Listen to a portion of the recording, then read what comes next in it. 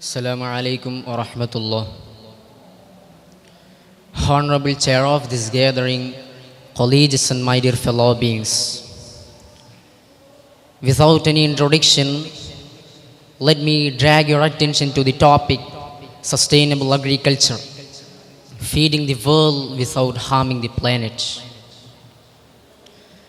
In the quiet dawn of human civilization, as we learn to till the soil and harvest its bounty, we forget a bond with the earth that has since been both sacred and at times tragically strained. The question before us today is not merely how we can feed the world, but how we can do so in harmony with the planet that sustains us.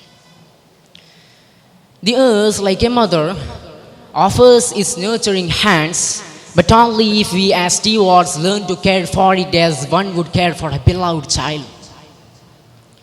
Sustainable agriculture then is more than a practice. It is a philosophy, a promise. It is a commitment to grow without harm, to cultivate without depleting, and to nourish without neglect. As the global population surges toward 10 billion souls, this question becomes ever more urgent.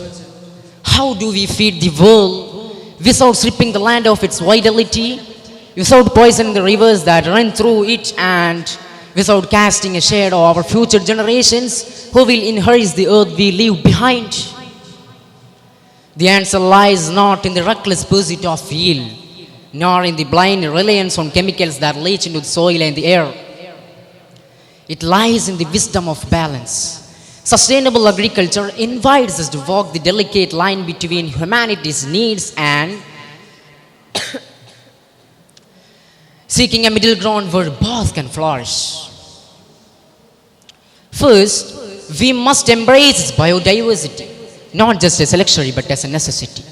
In nature's infinite wisdom, not to plants, not to organisms are alike. This diversity ensures resilience in the face of disease, pestilence and climate unpredictability. By rotating crops, planting cover crops, and allowing fields to rest, we nourish the soil's microbial life, and in turn, the soil nourishes us. Sustainable farming does not seek to dominate nature, but rather to work alongside it, to listen subtle cues, and to offer the respect it demands. Next, let us consider the miracle of water, the most precious resource on earth. Irrigation, when done irresponsibly, can waste this life-giving element, leaving the land barren and dry. But through sustainable methods, such as rainwater harvesting and drip irrigation, we can ensure that every drop is used wisely. Water, like the soil, is not infinite. It must be cherished, safeguarded, and used with the care it deserves.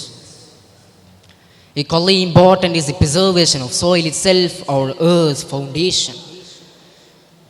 The soil, the very canvas upon which we paint our harvest, must not be viewed as an expendable resource, but as a living entity rich with organic matter, microorganisms, and nutrients. Through practices like no-till farming and composting, we can replenish the soil, restoring its health and vitality, so it continues to support not only our generation but those yet unborn. But sustainability, my friends, is not solely an agriculture issue. It is an ethical one. It challenges us to consider the fairness of our food systems. In this new age of agriculture, we are asked not to ask more of the earth, but to ask better. To feed the world without harming the planet, we must become not just consumers, but collaborators. Just collaborators with the soil, with the seasons, and with the sun. In this way, we ensure that future generations may inherit not only the fruits of our labor, but those yet unborn. The journey towards sustainable agriculture is neither simple nor swift, but it is necessary. It is not a burden, it is a privilege. To feed the world without harming the planet is a noble cause, one that ensures that our children and their children will stand not in the shadows of our mistakes, but in the sunlight of our wisdom. Let me conclude here by thanking all. Wa akhiru da'wana alhamdulillahi rabbil alameen. Assalamu alaikum wa rahmatullah.